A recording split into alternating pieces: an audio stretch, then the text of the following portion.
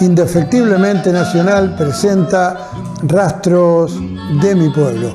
60 minutos con la historia, la música y nuestras historias de siempre. Rastros de mi pueblo, por Canal 2, Gol Cable.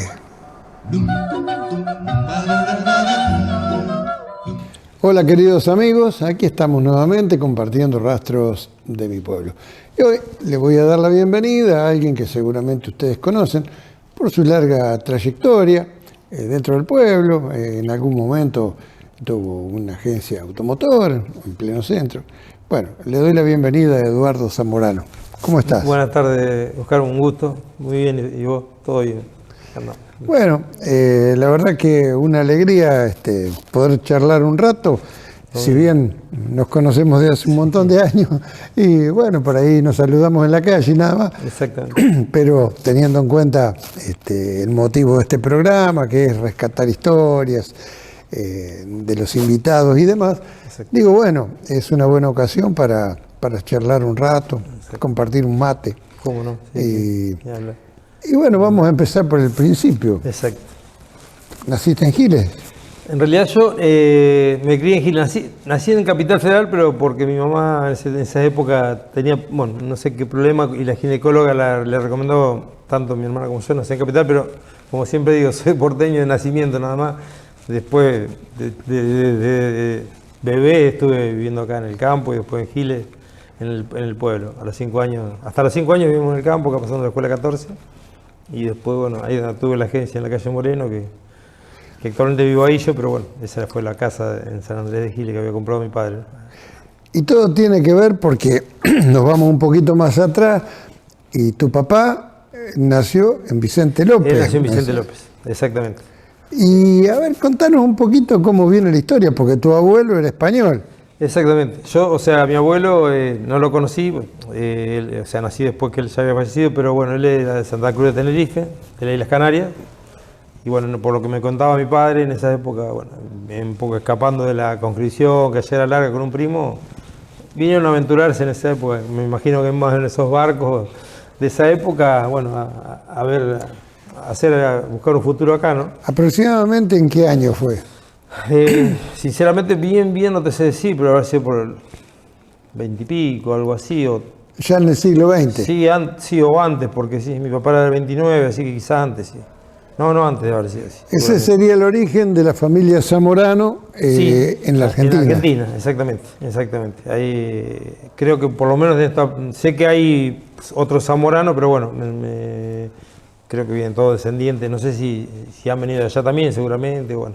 Pero el origen de ellos es ¿Y tu abuelo vino y se radicó en Buenos Aires? Él se radicó en Capital. Sé que, por lo que contaba mi padre, siempre, reitero, era tenedor de libro o algo así en esa época y empezó viviendo como muchos inmigrantes en los sótanos. Bueno, se empleó con el tiempo en una industria que se dedicaba a la parte de curtiembre y todo eso. Y bueno, ahí empezó un poco la historia, hasta que después, con el tiempo, bueno, le fue bien y se asoció con un alemán de apellido Abercon y un español de apellido Fernández. Y formaron una sociedad y ahí abrieron su propia industria, ¿no? Perdón. No. Es decir, es una historia que da comienzo después a una larga trayectoria, pero ahí tu papá, él siempre estuvo acá.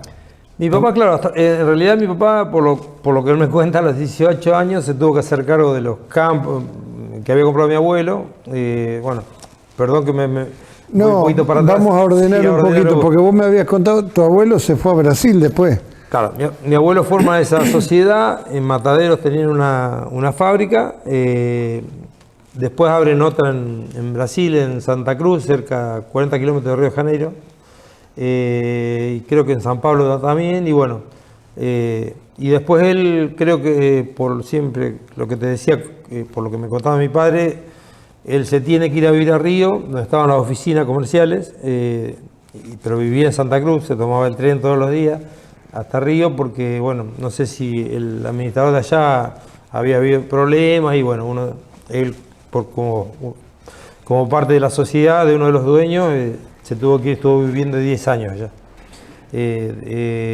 Bueno, después él tuvo una enfermedad y bueno, volvió a Argentina y bueno, ya después falleció por un problema cerebral. Falleció acá en la Argentina. Falleció en el hospital italiano, en Capital, y mi padre se tuvo que hacer cargo del campo porque tenía una hermana de 10 años mayor que él, pero bueno, mi padre sin entender nada un poco tuvo que hacer cargo de lo...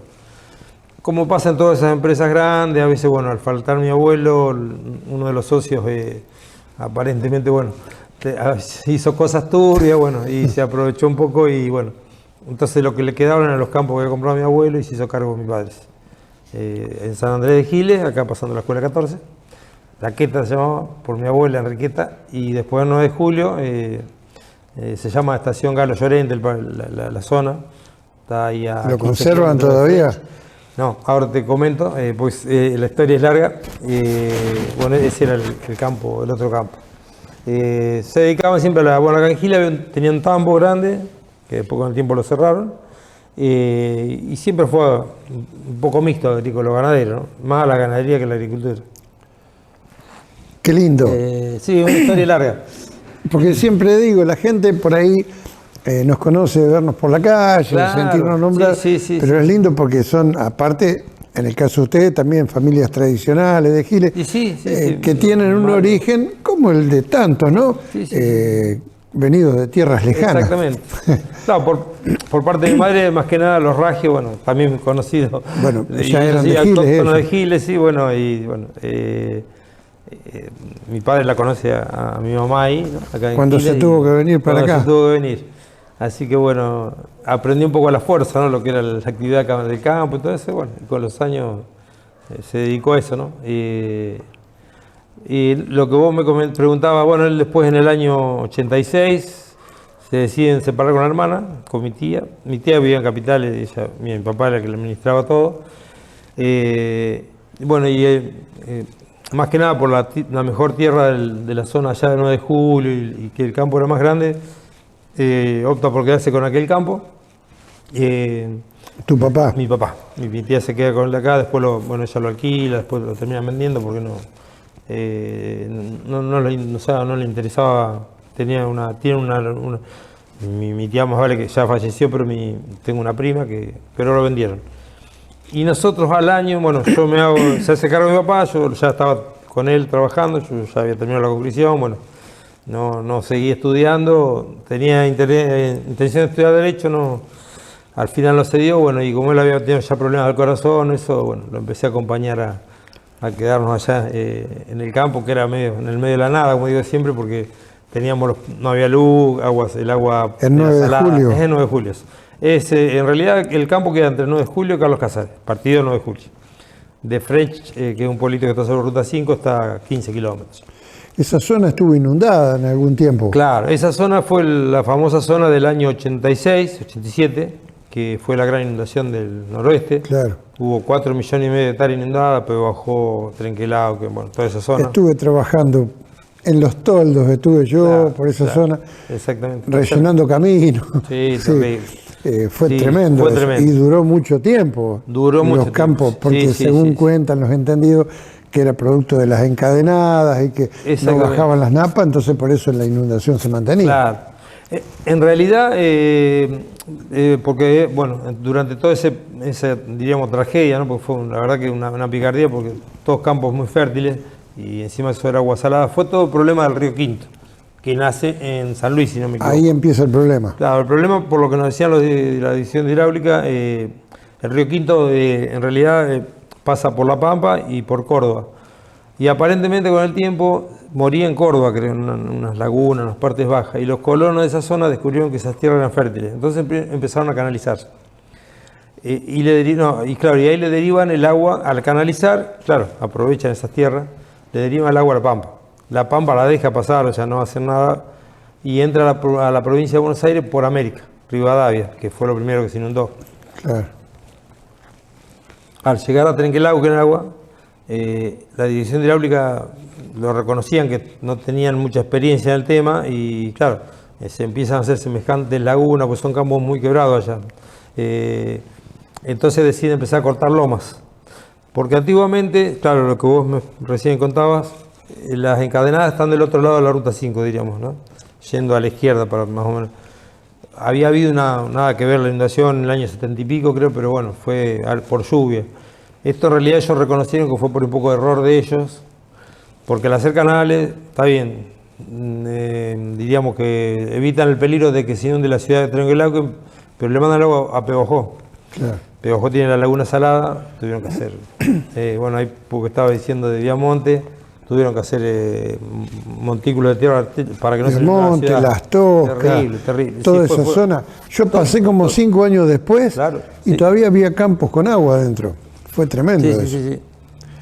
Claro, y la gente que estaba ahí, los productores, quedaron... Tristísimo. Bueno, ahí en el Pehuajó sé que muchos guerreros que se han ahogado y todo eso, porque como al que yo te decía, al hacer campos fértiles pero muy quebrados, si vos lo ves por ahí en mapa satelital eso, se hacían hasta que el agua no superaba las lomas, se hacían profundidad de 4 o 5 metros en parte. Claro. Y como te decía, el agua, bueno, de Pehuajó, Pehuajó también corta loma o es hidráulica, se la manda a Carlos Casares. También Carlos Casares se inundó por todos lados y Carlos Casares se la manda a 9 de julio. En ese interín, entre Carlos Casares, entre 9 de julio y Bragado, estaban haciendo un canal, que yo creo que es el República de Italia, fue en el tiempo de Alfonsín, si no me equivoco. Y sí, hasta el año Cafiero, creo, 86, 87. Claro. O sea, lo que querían hacer ellos era derivar el agua que venía todo del noroeste al río Salado, que está en Alberti. Claro. Pero claro, mientras que hacían el canal, o sea, el canal entre 9 de julio y Bragado, usaron toda la zona nuestra, digamos, como reservorio de agua. O sea, de ahí no cortaron más lomas. Entonces, tuvimos agua desde el año 87 hasta el 91 más o menos. Es más, yo no tengo un artículo porque justo mi papá ya no quiso ver más, porque bueno, se agarró, calculá que de 500 hectáreas, 700 cabezas de ganado, mal venderla porque se ahogaban, no quedó nada. El hombre que estuvo, no sé, 30 años, mi padre era de Giles, Benavides, de los Benavides de acá, se tuvo también que ir porque bueno, fueron 4 o 5 años que no quedó nada. O sea, alambre, aguada, bueno, hubo que vender todo, bueno, y cuando terminan el canal, que lo hacen por la... Ahí, perdón si te lo hago un poquito largo, pero te explico más o menos. No, está bien. En el fondo del campo pasaba un ferrocarril, que era el antiguo ferrocarril provincial, que iba de La Plata a Pehuajó. Ya habían levantado las vías, porque hacía rato que no lo usaban. Claro. Entonces la traza del canal se había proyectado a hacer por esa vía muerta, digamos. Pero no les daba la trocha, entonces bueno, nos expropiaron 30 hectáreas del lado nuestro, no del vecino. Porque el canal la verdad que era grandísimo, parecía un río, mucha gente iba a pescar, yo me tiraba después pero bueno, ya te digo, hasta que no terminaron todo eso, hasta 9 de julio, desde Trenquelauquen no abrieron, y yo justo esas casualidades me mandó mi padre un día, yo me quedaba en la casa donde estaba Benavides, el hombre se fue a trabajar a otro campo del otro lado de la Ruta 5, y bueno, me dejaba quedarme con él ahí, más que nada para ver un poco, pero no se podía llegar, era una isla eso, o sea, había que lo que era el casco había quedado en una isla. Tengo la foto ahí, pero después te la voy a mostrar.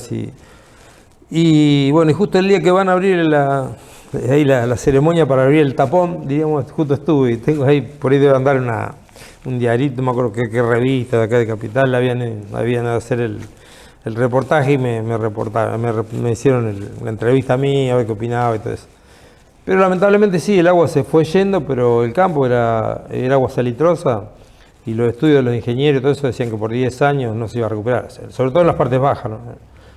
Ni hablar, pejerreyes muerto por todos lados porque te lo alquilaban para eso, para pescar, porque no Sí. se podía hacer otra cosa. Es una historia, pero bueno, ¿qué va a hacer?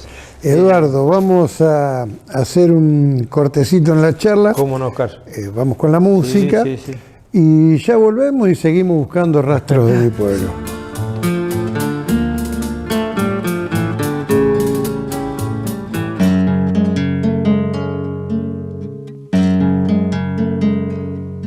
Tarde ya, muere el sol en el horizonte sangrante y azul, y mi samba se pierde en las sombras, mi samba que fuera paisaje de luz. samba se pierde en las sombras, mi samba que fuera paisaje de luz. Tarde ya, corazón, angustiosas horas llegaron al fin, y he sentido como si la noche de todos los tiempos cayera ante mí. Y he sentido como si la noche de todos los tiempos cayera ante mí. La sentí llorar, no la consolé, la dejé marchar tan lejos de mí. Y mi samba cantaba en la tarde, mírala en silencio, déjala partir. Y mi samba cantaba en la tarde, mírala en silencio, déjala partir.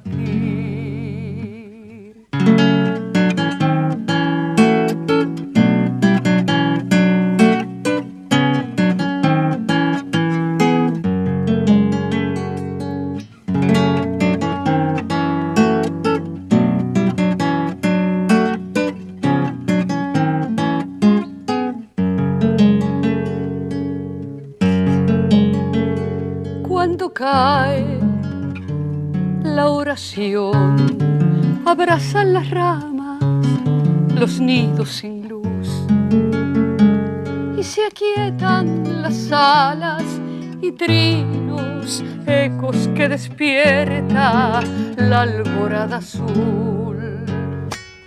Y se aquietan las alas y trinos, ecos que despierta la alborada azul. Pero en mi soledad solo habrá un silencio dolido de amor, sin albores radiantes que lleven luces de esperanza a mi corazón, sin albores radiantes que lleven luces de esperanza a mi corazón. La sentí llorar, no la consolé, la dejé marchar tan lejos de mí, y mi samba cantaba en la tarde, mírala en silencio, déjala partir. Y mi samba cantaba en la tarde, mírala en silencio, déjala partir.